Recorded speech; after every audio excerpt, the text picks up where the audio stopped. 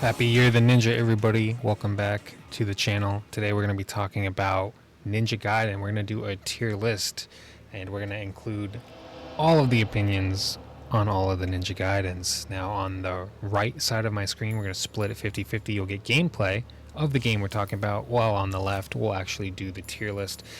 Some of these tier lists could be put in different spots. This is just my tier list, and the way I do things is a little weird. And it totally give me your feedback and comments below. It's totally okay. But let's start with Ninja Gaiden 1 on the NES. The NES Ninja Gaiden is a phenomenal game. I recently beat it for the first time. It took me about 5 or 6 hours. It was frustrating towards the end, but easy to get into in the beginning, which made me continue playing. It took me a little while to learn some of the controls. It doesn't tell you up front. Getting used to like the horrendous mob respawns and learning how to do the techniques like the wall climbing and things like that. With the story elements in this game and with the music, I actually really enjoy it. I think it's great. And then when they came out with the second one, all they did was improve everything, continuing the story where it left off, giving you new spells, new abilities. The level design got even better than the first one. So I think they're both, for the NES titles, I think they're A tier. I think they're great. When you get into the third one, I haven't beaten that one because it's so punishing with the continues, and I don't want to use save states to get through these games. But I can say that the levels look cool, the music is amazing, but it's just so punishing that I think it's hard for me to give it a fair rating. So I'm going to put it into kind of a neutral category C for now until I can give a more informed opinion. But that's just for now, But let's get into the ones I know a little bit better, know a lot more and love them. Let's get into the 3D Ninja Gaidens, and starting with Ninja Gaiden 2004. This is the first game I ever bought with my own real money I saved up as a kid for Ninja Gaiden. I had already played Dead or Alive 2, maybe Dead or Alive 1, I don't really remember if I had exposure to that, but Dead or Alive 2 I had played. Hayabusa was not my main character actually, but he did eventually become it. I noticed that, oh wait, I've seen this character before. Who is this guy? And this game is so cool. It's amazing. My neighbor ended up owning it before I did, and I just got hooked. I was like, I have to own this game. The thing about Ninja Gaiden 2004 is we're going to put it in B tier because it paved the way for something better, Ninja Gaiden Black, whereas 2004 didn't have a lot of features like trials and extra difficulties. I think it goes up to just hard in 2004 if I remember correctly. Black fixes all those problems 1 year later as the definitive version of Ninja Gaiden 1, right? It gives all of the trial modes, it gives all of the difficulties and costumes, but there's one thing making me put it in A tier instead of S tier, and you could put it in S tier by comparison, but S tier to me is a perfect game, and the only thing keeping Ninja Gaiden Black from being perfect is just the item menu. Back in those days, you still had to pause and interrupt combat to heal. You didn't have the nifty quick menu that they eventually created in Ninja Gaiden 2, which is not a slight. I mean, it's a product of its time. It for that time, perfect game. But if I was recommending one for someone to go back and play today, I probably wouldn't recommend Black because it hasn't been forwarded to new tech. You can still buy it on Xbox digitally, which is cool, but again, it's older, it plays older, and it has that just janky item pausing in order to heal. But for Sigma I don't think is a better version than Black. Sigma, if you don't know, is the PS3 release of Ninja Gaiden 2004 that added some content to the game and added some items to make the game a little bit easier, or to introduce new types of challenge runs, but it didn't really catch on for challenge runs. So it just kind of created a version of Ninja Gaiden Black that is harder in some ways and easier in other ways, that creates this division in the community. But I still think it's A tier, and the reason why I say it's A tier, don't turn off the video just yet, is because I think if I was recommending today a game for a new Ninja Gaiden player to play, I would recommend Ninja Gaiden Sigma. It's got a little bit more of the modern refinement. Some of the old jank is removed with like the item menu, for example, and ultimately the presentation of the game is going to be more in line with someone expecting a more modern title, even though it's old. Ninja Gaiden Black, when you go back and play it, you're like, this game is so cool, but you're kind of used to the old ways of doing things, the old controls, the old resolutions, the old frame rates, yada yada yada. Ninja Gaiden Sigma's available on Steam, for example. It's easy to get, easy to recommend, so it'll go in A tier.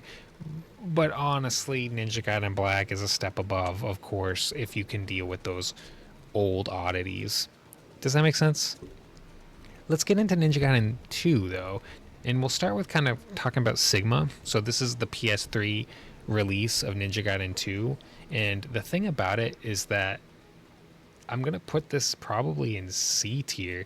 Ninja Gaiden Sigma 2 is the worst version of Ninja Gaiden 2. It replaced the like survival mode missions and things from Ninja Gaiden 2 on the Xbox 360 with these co-op tag missions, and eventually the online got turned off, so now they replace your co-op partner with an AI, and it just feels like the game wasn't made for AI. They try to balance it by making the AI a little tankier, but it doesn't fix that the AI is just the dumbest thing in the world sometimes. Very frustrating. On top of that, Ninja Gaiden 2 Sigma doesn't have the same amount of enemies. They make a lot of game changes to make it run better, and that's great, for making it run better, but you know what it's not great for?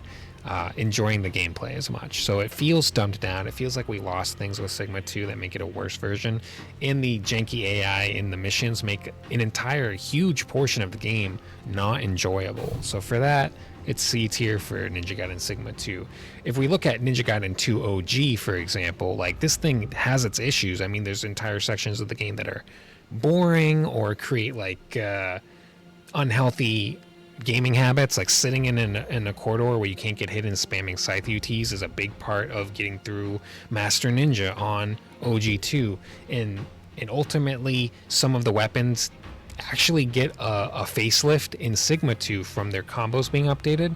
For example, the Lunar Staff is a lot better in Sigma 2 than it is in OG2 because it gets like its XYXX combo, which makes it just so strong. But my point being is OG2 I think is a lot better than Sigma 2. I think it would go in B tier only because it also has frame rate issues. It also has some of that old jank, and ultimately if you download the DLC, it makes the game lag a lot. The loading times are incredibly long. At least on the Xbox One, probably on the Xbox Series X as well. That DLC just has a problem. And the costumes as well in this one, the unlockables were very bare bones until the DLCs came out. So for that, it gets B tier. So what is the definitive version of Ninja Gaiden 2? Well, we'll get to it. We're going to get to it. But right now, let's talk about Ninja Gaiden 3's Razor's Edge. We're not going to talk about Ninja Gaiden 3 Vanilla. That game, pretend it didn't happen, basically. But Ninja Gaiden 3 Razor's Edge is the quote-unquote definitive edition of Ninja Gaiden 3. It introduces all the weapons, the additional characters, the extra missions. It takes out the multiplayer features. Some people like that. Personally, I never played Ninja Gaiden 3 while it had online PvP, so I couldn't tell you. But what I will say is if we look at Ninja Gaiden 3, they try to fix a lot of the problems and criticisms from Ninja Gaiden 1 and 2, which is ultimate technique spam, essence spam is pretty much too much in the game. How do we fix that? They tried to make the game harder by removing healing item spam, and they succeeded on all three of those things. They made Steel on Bone, they made Ninpo be your source of healing, so you have to charge it up by doing well in combat. So now you use your combos a lot more. But what isn't cool about Ninja Gaiden 3 is that it created some problems with Steel on Bone. Long story short is you get this wait around and do nothing type gameplay sometimes, trying to bait enemies into missing an attack so that you can punish it instead of being aggressive. It's a much more defensive game.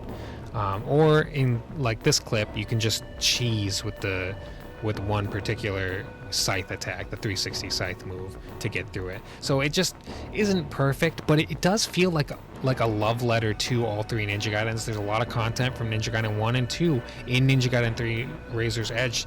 It's a really fun and great game. Some of the enemy mobs are kind of, they feel poorly designed, but other than that, this is a great Ninja Gaiden game, and if people didn't associate it with Ninja Gaiden 3 and how bad Ninja Gaiden 3 was, this game would get a lot more praise, honestly. The combat is fun. It's a fun game. It's a good game. The only issue really is I don't like the story. I think a lot of people don't like the story in Ninja Gaiden 3.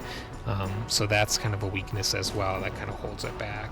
Some of the enemies as well are just so annoying. Like some of the monster enemies, they like regenerate limbs, or they like have really boring attack patterns, which is, I don't know, made worse because of the defensive style of trying to create openings, or have enemies create openings by baiting them into doing like a grab attack basically. Now this clip is from the hardest difficulty, Ultimate Ninja, which is obviously a little bit more exciting, but even then a lot of it is just spamming like 360 scythe attack to make yourself invulnerable. So there's still room for improvement in Ninja Gaiden 3. For that reason, I think we're probably gonna put Ninja Gaiden 3 in C tier, Razor's Edge in C tier. It's honestly a great game, but like it doesn't stand up as well next to Ninja Gaiden 2. You know what I mean? And especially because a lot of it takes like this cinematic movie approach to level design that I also just didn't enjoy as much. But still, worth playing. C is worth playing. It's just not as good as the grades. Now let's talk about Ninja Gaiden 2 Black. Ninja Gaiden 2 Black just recently came out. Ninja Gaiden, and we're not going to talk about like Dragon Sword because I never played it, and we're not going to talk about what's that other one. I can't think of the name right now.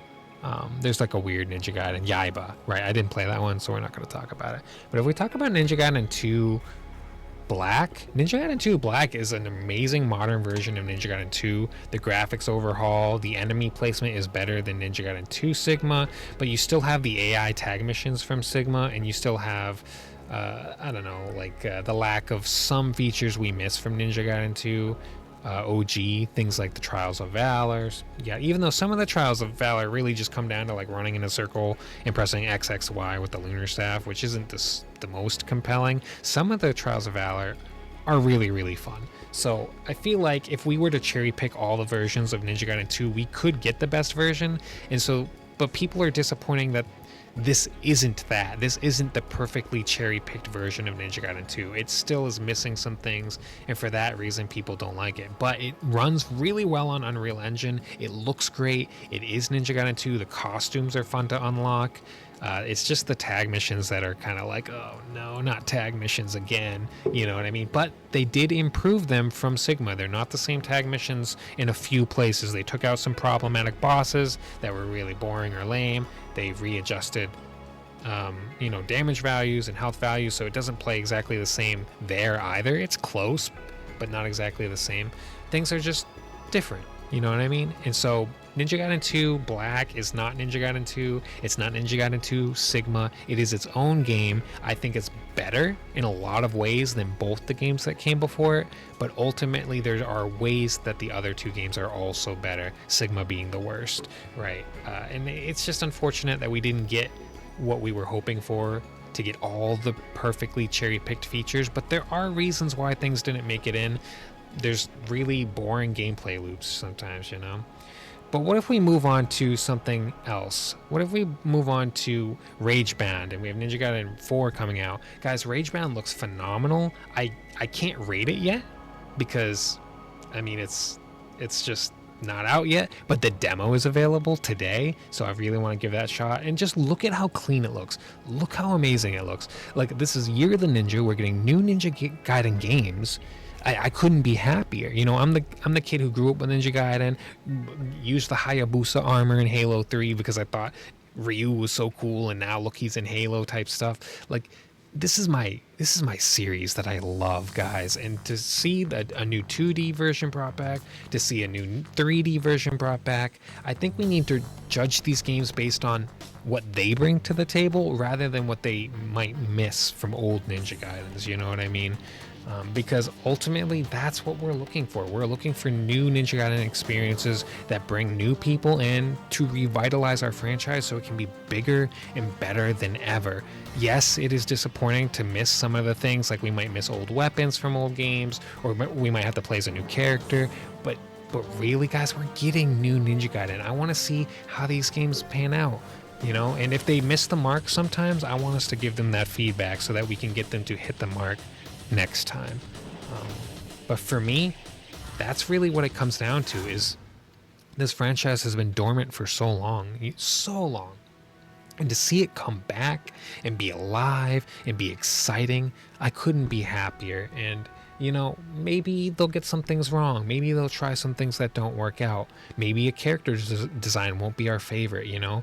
But remember, we've got to bring in new audiences, new people, or else our franchise will just go back to being dormant in a couple of years. I want this franchise to thrive. I want this to be a long term where Ninja Gaiden comes back, it's new, it's refreshing, and we get more and more things like Ninja Gaiden crossovers. Imagine Ryu Hayabusa being put into something like Tekken. Wouldn't that be crazy? What about we get a new Dead or Alive because of the success of Ninja Gaiden? It's a possibility, you know? These are the things that we want to see, and we have to be willing to accept that that might mean that we got Yakumo here that we have to play as, and I want to see his story too. So let's give it a shot, guys, because this could end up being really, really great. Until next time, I'll see you later.